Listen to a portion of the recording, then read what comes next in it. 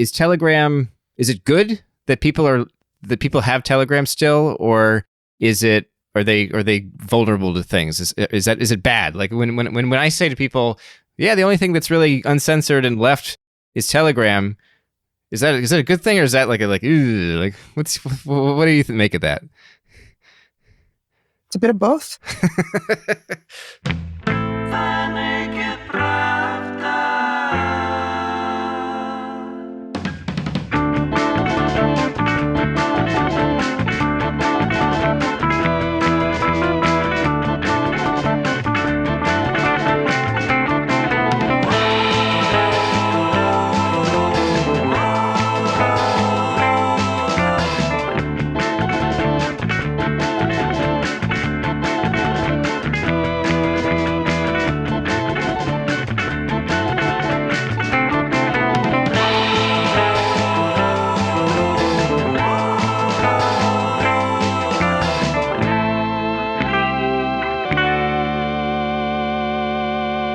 Hello there, I'm Kevin Rothrock, the managing editor of Medusa's English Language Edition, and welcome back to another episode of The Russia Guy.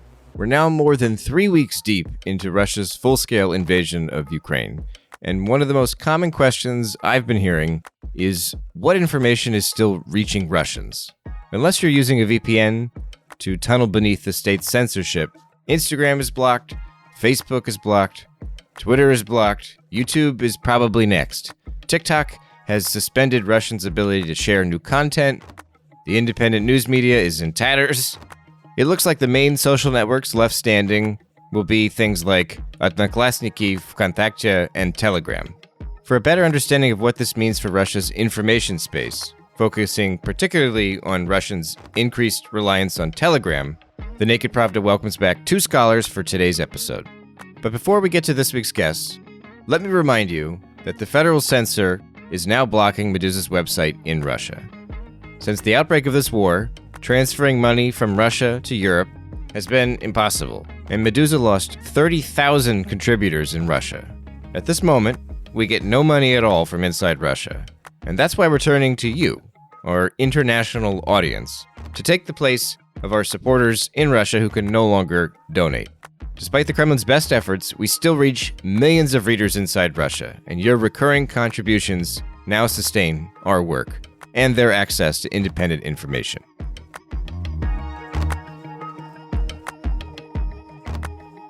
From the point of view, like having access to alternative sources of information, however reliable they are, is, I think, by default, a good thing. That's Dr. Tanya Lokut, an associate professor in digital media and society at the School of Communications at Dublin City University in Ireland. She spent more than a decade researching the Russian language corners of the internet, and she is the author of the book Beyond the Protest Square, Digital Media and Augmented Dissent, an in-depth study of protest and digital media in Ukraine and Russia. However, because of Telegram's approach to content moderation, or lack thereof, what also happens is that, it gives people access to information. It also gives people access to disinformation. So that's why I would say it's both good and bad. But also, in addition, of course, we have some concerns about how Telegram portrays itself. So it has acquired this reputation of trying to fend for populations that are at risk. That's Dr. Marielle Weiermars, an assistant professor in cybersecurity and politics at Maastricht University in the Netherlands. She's Tanya's co-author on an article published just a few weeks ago in Post-Soviet Affairs titled, "Is Telegram a harbinger of freedom?" Well, is it? So, for example, how they communicated about themselves during the protest in Belarus, where they really took the side of the Belarusian people, saying that we are defending your rights, we'll make sure that we are available to you and do our best to help you during this time. But at the same time, of course, we know that some of the aspects of how they work actually put those kind of populations at risk. So need moderation if you're not moderating enough. It also means that channels can become infiltrated, they can be manipulated, and we've seen traces of that before. So the public communication about themselves, so really positioning themselves as protectors of freedom, it sort of obscures all of the other aspects. So it really only sheds light on part of what they do, and it obscures some other aspects that we as researchers are quite concerned about. So what does that mean exactly? If the lack of you're saying the lack of moderation can leave certain groups vulnerable. How does that work exactly? Well, I mean, for one thing, and I'm sure Marielle can give more examples, but, so if we're talking about access to Telegram, I mean, yes, it's accessible to whatever Russian citizens, regardless of their political persuasion or how they think about the war in Ukraine.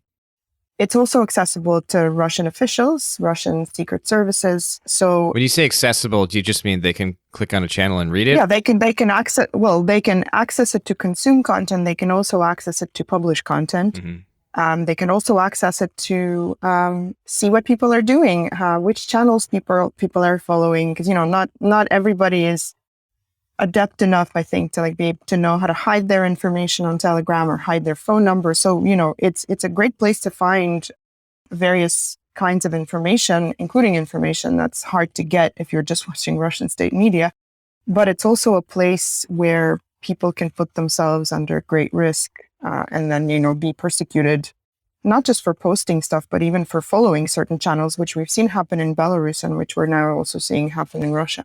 We've also seen, where people are accosted by police on the street and they ask you to show them your phone and which channels you subscribe to. And that's obviously quite an easy way to find something that they can see as incriminating, and therefore. Mm-hmm.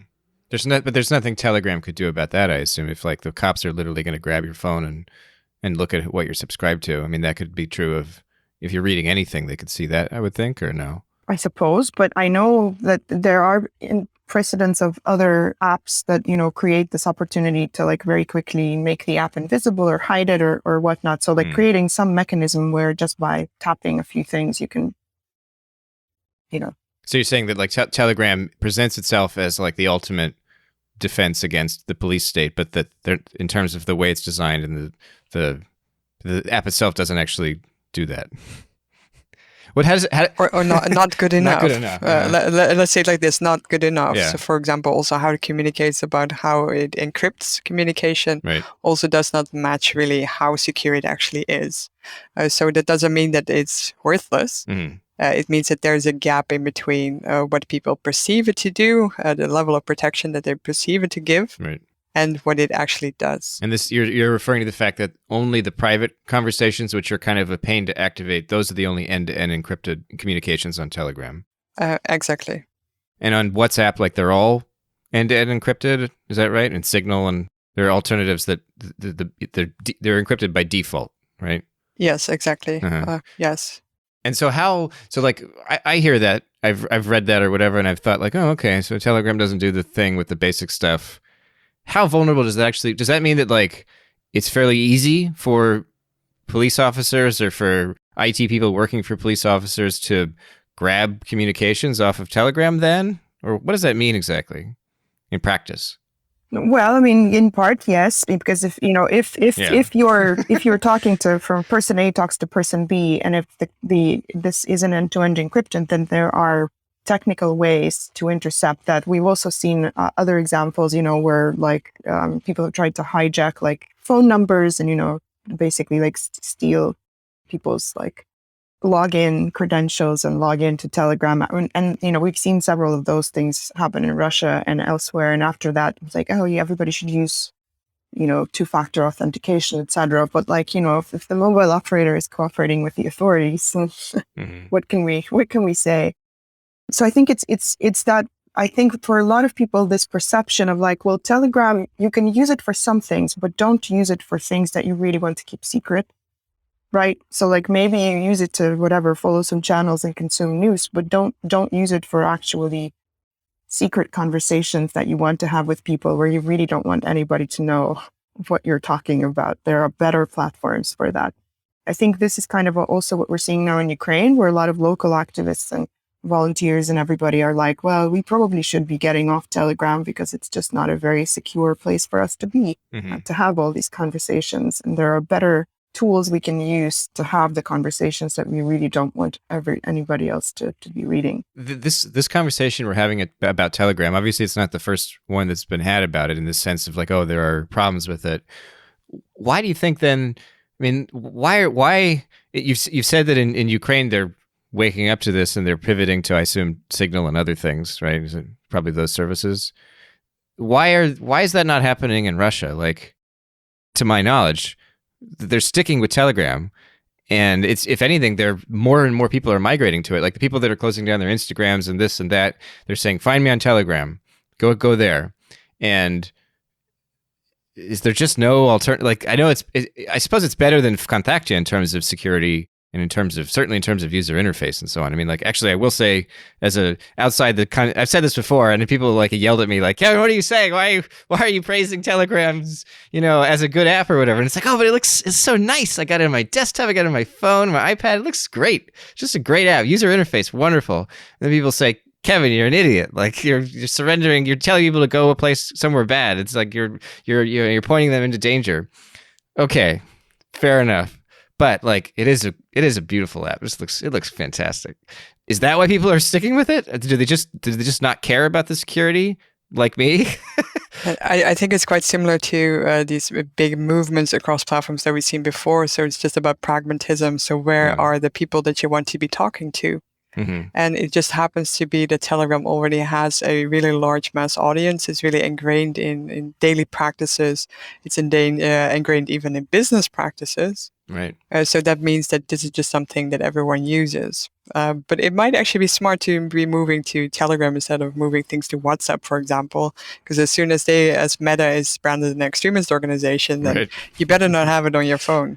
Right. Yeah, and I think the other thing is, it's just like habit is a very powerful thing. Like if people are used to using Telegram, and it's moreover, right, it's still available, and like for most people, like when they hear, "Oh, well, Telegram is still available in Russia," they're like, "Okay, well, we can keep using it," and nobody's really thinking, what does that mean in terms of like, well, why is it still available? Like despite all the history they have with the Russian state and like the FSB and whatnot, like why are they still available, right? And so that's why we now have all these like rumors that crop up from time to time, and we don't know how much of it is true, that maybe they're collaborating in some sense with the state. Like we really don't know, because nobody talks about it. The state likes to talk about it, but the state likes to talk in general, and they like to make assertions about who they are collaborating with or not collaborating with. Because I mean, if you remember, like at various times in the past 5 years, they also said that, "Oh, we reached an agreement with Facebook and with Twitter and with Google," and and now they're all blocked. So maybe apparently there was no agreement. Right. But it's the same with Telegram, right? Because there's no information and we can't really verify, because Durov isn't saying anything, and the state is saying some things. Like it's just really hard to know. But for most people like that maybe don't use Telegram for high stakes stuff, it doesn't really matter. It's available. Yeah. They're used to it. They know how to use it. All of their friends are on there. So of course they'll use Telegram. Yes, of course. There was one thing that Durov has said, and that is that he proposed to limit both Russian and Ukrainian channels because of the spread of disinformation. And I think that this, for us at least, was quite a concerning thing. Because before, for example, in Belarus, the company really sided.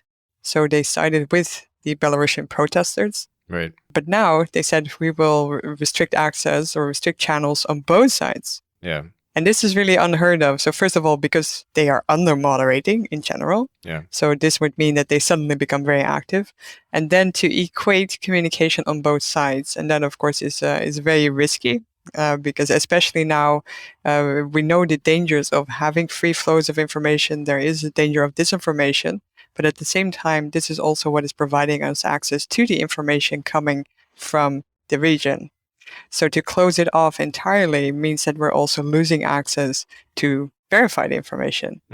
So this, of course, was then retracted. Yeah, like 35 minutes later. Criticism, they backtracked. They backtracked very fast.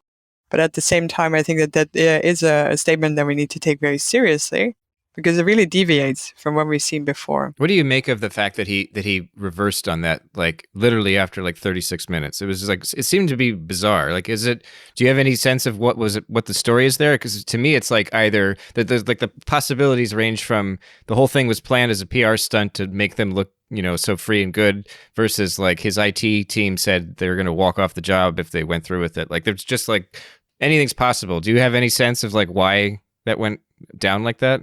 But I mean, that's the thing though, right? It's like, we really don't know. Cause I mean, no matter how much like there's, there've been these attempts to like publish these like exposés and stuff about Telegram. And then like, there's really very little information about how they work, where they work. And I think it creates this like image of like this, whatever resistance, V for Vendetta type stuff, or like, they're all working somewhere. Nobody knows where they are. They move around, but it also, it creates a sense that there's very little basis for us to trust Telegram, because we don't really know what they're doing, where their allegiances lie. And if their allegiances lie with anyone but, Durov himself and whatever his business interests, because obviously like, he claims that his platform stands for certain things and has certain values, but also, it's a platform, it's a business, it needs to make money, it needs to stay afloat. Right. And, they've had several sort of cases where, like, with their cryptocurrency and like with those situations where like people just, maybe for the same reason, where like, it just wasn't, they just weren't able to gain enough trust because people don't know enough about them and what they stand for and their values. So at once they claim to be like for transparency and freedom of speech, but at the same time, they're very intransparent about even their own company or like, who works there, where are these people, right, etc. So I think there's this tension. And for me, like, yeah, and also, because as you say, like all we know, like literally all the stuff that relates to governance or anything, like it all comes from Durov personally, which is also really weird, right? Like, they very rarely release any like company statements, right? And everything comes from Durov, So he made this statement about Ukraine blocking Ukrainian and Russian channels. Then he retracted it. Then I think earlier he also posted something about claiming that he had like Ukrainian roots or whatever. And that was, yeah. Is that why we should trust that him? was in English. He did that one in English, and then he did the policy suggestions in Russian. So it's also like, I talked to people that only saw the English one, aren't even aware he has a Russian channel. Yep. And so it is very much like, what is happening over there? Exactly. And so it's like, yeah, Ukrainian roots. So does that mean like Ukrainians should trust you? That's not enough. I'm sorry. So in terms of like, a lot of people, I think a lot of people's response to that would be like, oh, so you're saying go trust like big tech in Silicon Valley instead because they have these transparency reports, but they're all beholden to the CIA, blah blah blah. Like, how do you respond to is that just a kind of like fringe conspiracy response, and ultimately like, sorry, but Meta and Twitter are better than that because they are more transparent, or is it all relativistic and no one should trust anyone, and we should all there's like some little small startup project that maybe we can trust, and everyone should go there until they become too big and untrustworthy as well? Like, is there any light of hope in this cyber world? No, we should indeed be very critical of all of them. And I think that it's a very positive development that now there's a lot more public awareness that this actually is something that is relevant and it touches everyone's lives, so that everyone should care about privacy, about the security of your communications, that even if you think that your conversations are not interesting, that actually they can put you in danger still. So the fact that we now have this public awareness, I think, is really important, as it pushes companies to actually take this seriously and to take sufficient measures. So the level of transparency they receive, for example, from these Western platforms, the transparency reports that they publish, a few years ago, this was unimaginable that they would be doing this. And this really is a result of a lot more of this campaigning, pushing for respecting rights and also for more transparency. So, of course, it doesn't apply now to all platforms. We see quite some deviations. Some have very extensive transparency reports, others publish none. So, for example, TikTok now in Russia also is quite an interesting case because they self-blocked more or less. But at the same time, it appears that some of the things that they actually did were not communicated. So that half of their actions were communicated and then the other half was implemented, but not communicated.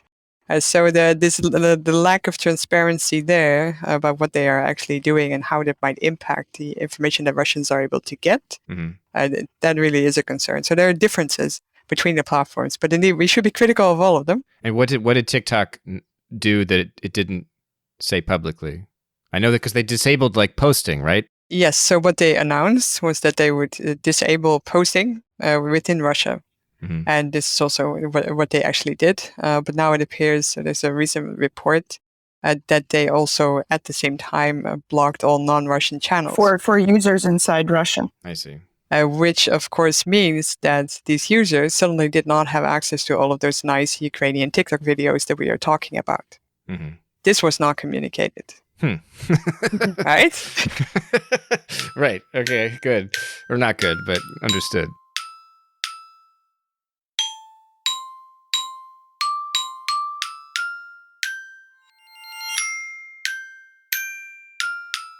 Can I ask you a little bit more about the Belarusian case? Because I feel like that's something that people are not talking about.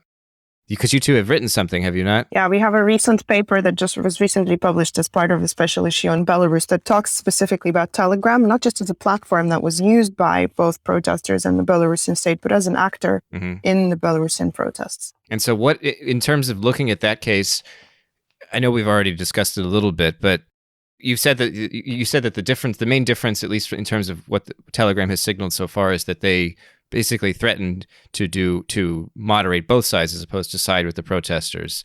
In terms of like the role that Telegram is playing in the Russian invasion of Ukraine and during the Belarusian protests, how similar is it? Because I know it, like on Telegram, when I click on Telegram, I've got a mix of these like channels with Z's, Latin Z's written in them, and then I've got a mix of channels with like dead Russian soldiers, and they're like, it's just like awful everywhere. I'm kind of like trying to like, I look at it through the corner of my eye, like I don't want to see dead bodies, I don't want to see Z's.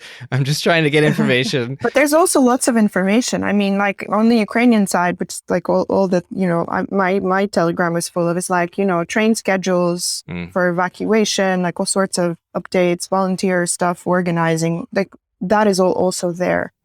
And I think like, you know, so like in the case of Belarus, and obviously Marielle can add more, but like what we saw when we were looking at it during the protests in Belarus was that people were obviously using it to organize protests across the country, local chat groups, all of that, also educating each other on like what to do, how to make yourself safer, et cetera, et cetera.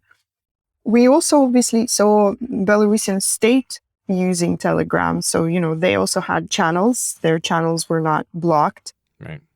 But, you know, they were kind of there and they were putting out their own like press releases and reports about obviously disinformation about what was happening. But at the same time, Telegram made several kind of very overt statements in support of the protesters. You know, like they added the sticker with the Belarusian flag. They replaced the like official flag with the real flag, you know, right. the white, red, and white, etc. So they kind of very publicly took the side of the protesters and said that they would also try to keep the platform available for people, even though the state was trying to block Telegram alongside everything else. What do you make of that? Did the Telegram rolled out some like new update recently with a bunch of Harry Potter cartoon characters, and one of the books had like the Ukrainian coat of arms on the cover? Yeah, but that's very subtle. They're in with no, that's not. Well, it's kind of alongside this like Durov saying he has Ukrainian roots. I'm like, you know, like if you want to say something, just say it. Like don't like use Dobby the elf, you know, to stand in for Putin. Like that's just lame. But what if like he's concerned that going any more explicit would add them to the block list, and then would we be better off just because he made a public statement or something? I think actually already last year they were very concerned. So this was during the Russian parliamentary elections, when there were these very high-level confrontations between Western tech companies, so Apple and Google, and the Russian government over the removal of the smart voting app. And then Durov announced that they would also remove it from Telegram, so the smart voting bot, because Apple had threatened them to remove them from the App Store. So there are also these indirect ways in which, of course, it's very complicated. And a lot of this happens where we do not see it, right? We do not have access to all this information. But when they did that, Durov blamed Apple and Google. He's like, oh, they're the ones oppressing Telegram. We're forced to. You could still access this on our web app or whatever, right? But that's because he has this constant that's a constant refrain. You know, he keeps blaming Apple and Google as like being on the wrong side of history and like being the bad guys, whereas he is and his app is the hero. Yeah. And I mean, that's a nice story. I don't necessarily I think Apple and Google certainly also did some things wrong when they were blocking the smart voting app. Mm-hmm. But that just fits very neatly into his kind of ongoing narrative where he presents Telegram as like fighting for the right of the small person and all of that. And those companies are corporate, greedy, etc. So it's part of a bigger story that he's telling about Telegram. But if we return to Belarus, then I think the situation is still quite different because in Belarus, actually, people were not using Telegram that much before the protest happened. So it was very much because of the circumstances. So because the internet was shut down, because Telegram was the only one pretty much that was still accessible with some level of reliability, that suddenly this became the platform to use. So where you're able to access, for example, Niechta. So before that, people were using YouTube, they were using Viber, they were using all different kinds of services. So we were analyzing these chat groups, and a lot of the discussions were about, can you still use this? Can you still use this platform? And then it turns out everything is no longer accessible. Also, a lot of VPN services did not work. So everyone ended up in Telegram. And they had to use it because there was simply nothing else available. And of course, the current situation now, both in Russia and Ukraine, is very different. So you still have several services in parallel that are available, even though, of course, in Russia, the number of different services is decreasing. Right. And people were using it before. That is also different. Russia already theoretically blocked Telegram for like a year or so, a couple of years ago, but it was very ineffective. And I know that they've upgraded their censorship technology since then by adding deep packet inspection and just beefing up the whole system. Is there a possibility that Telegram would still be positioned to evade censorship better than, say, kind of like a big steamship organization like Facebook, which isn't capable of suddenly becoming like a ninja app or whatever and dodging censorship? Whereas Telegram's like they present themselves as guerrilla warriors, so they're going to start doing all these funny circumvention things like that. When Telegram was blocked, it was like they're all their moves to evade censorship. It was like, are you guys just like in a basement, like having fun? Like this doesn't seem like this went through, tons of like levels of bureaucracy. Like you guys are just kind of like winging it, aren't you? Well, I mean, I think it's possible that they will have to work harder. I mean, certainly what we know, like from the tech experts, is that the whole sovereign internet and all of those filtering systems have gotten better. Like we've seen this obviously with the amount of stuff that's been blocked and with their ability to throttle Twitter, Facebook, YouTube, and then to block it wholesale.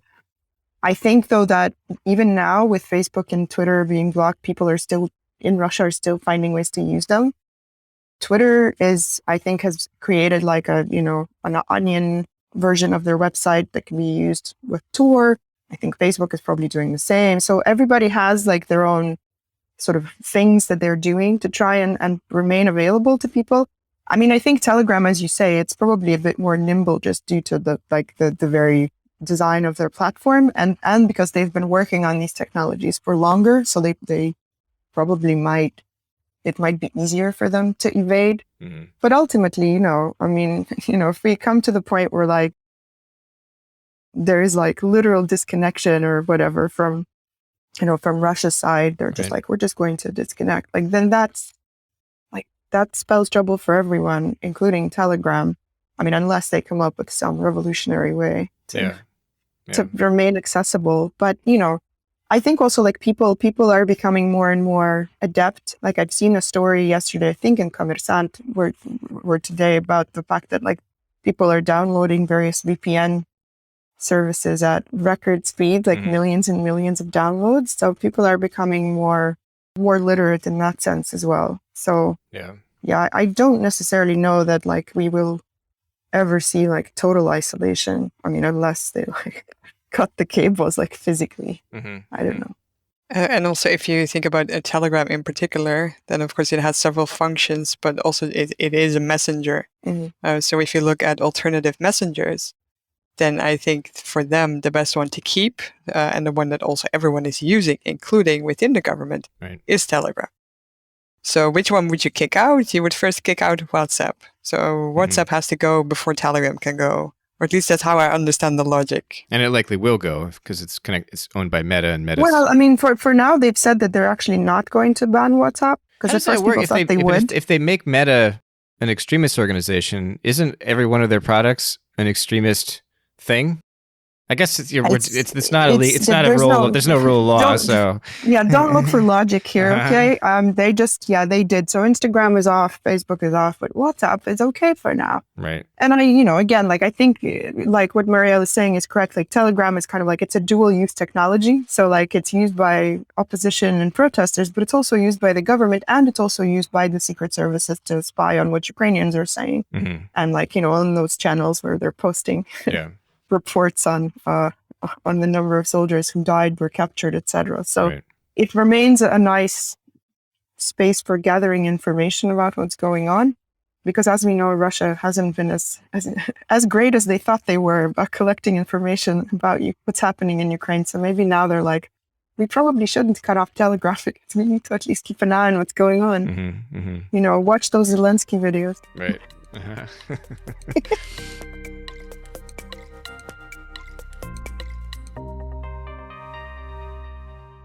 Last question. What's your outlook for? I mean, you just said that you're not certain that it'll go all the way to total isolation and severing of the cables and whatnot. But like, we are talking about WhatsApp maybe getting blocked, and it's not necessarily automatically going to be blocked when Meta is just declared extremist. If you click on a lot of the YouTube videos from the prominent YouTubers now, they sound like farewell videos. They're saying, I don't know if this is the last one. Find me on Telegram. If you had to speculate, what do you kind of think is possible or likely to happen in the next week or two in terms of Russian internet developments? I think this is really almost impossible to predict. Also because, to be honest, just the events of the past few weeks, everything has been developing so fast that it's almost impossible to comprehend what this will also mean. So if you also look at the Western tech companies and services leaving the Russian market, that are really affecting the Russian internet sector in so many ways that we now see some cracks appearing, and we really do not know how this will develop. So this might also be something that they have to take into account. So is, for example, Yandex able to stay afloat? Because it might be that Yandex is collapsing at the moment. So they are selling off their core products. And their deputy CEO was just put under sanction by the EU. So there are massive shifts within the Russian internet sector as well, because of the various effects that the departure of Western firms and services, as well as the sanctions, are having. So this is also perhaps something that they have to take into account. So you want to have those kinds of services because they perform all kinds of societal functions. So you cannot just take them out because you don't like them. So if they still perform a function that you need, then you might have to keep them. But at the same time, especially YouTube, I think is very much in danger, but it has been in danger for quite some time. I saw that Roskomnadzor a few days ago was again very annoyed that Spas, so the Russian Orthodox channel, was blocked again. So we keep on seeing these repeated calls where they say, please unblock, you're censoring us. And this is, of course, something that is then very easily used as a pretext. But again, only at the moment where they feel that the balance within the choice means that they now have to block it. So, of course, we know this is what they also use for their own propaganda. It's a very essential platform. It's also a platform that many Russians use. So it might stay afloat a little bit longer, but we have to see. Yeah, and I think, actually the kind of the decision to say brand Facebook or Meta as extremist, I think it's very clever because it's one thing to just block Facebook and then people try to use VPNs to keep accessing it. It's another one to say this is an extremist company, and therefore if you continue to use it, we can also punish you. Because that also means that people will probably feel like it's dangerous to still have an account or to it's like how they handled Navalny, right? Exactly, yeah. So it creates pressure on the company. It also creates pressure on the users, which is arguably much easier to exercise because, especially if the users are inside the country. Sure. And I mean, for that reason, VK is accessible, but also everybody understands that VK is beholden to the state. Yeah. Whereas Facebook wasn't, but now because it's branded as extremist, it's potentially just dangerous to use it, even if you can't make any money or monetize from it. And I mean, the same will probably most likely happen to YouTube if it continues right in the same vein. Right. Maybe to add one more thing. So now we're talking about services and whether they are available. But of course, you also have the dimension of censorship and self-censorship, which is now taking effect. So we see that the first people are indeed being fined or being prosecuted for what they have been saying online. And this then means that if you say no to war, or if you share any information about the war, that you can be prosecuted for this. So this is what we will be seeing more and more the coming weeks, that a service can be available, but if you're no longer able to really speak on that platform, then that doesn't make a difference. And I think that this is something that we have not been discussing sufficiently in the past or really focus on. Right. But is this service available? But the problem is there any information on it? So there can be internet, but if there are no Russian journalists writing in Russian that are independent, it means that there's no information available.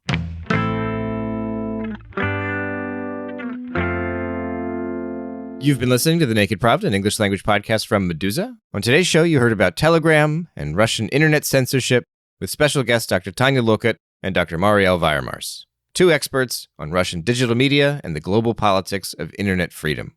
The Naked Pravda is a podcast from Meduza. It's our only English language show, and I hope you recommend us to your friends and leave a review on Apple Podcasts or wherever you're tuning in to help put this program in front of more people. And also, I'll say it again, I said at the top of the show, if you value Meduza's reporting, whether in English or Russian, please consider making a donation at support.meduza.io to help sustain our work. Recurring pledges help more, but we'll take whatever you can spare, of course.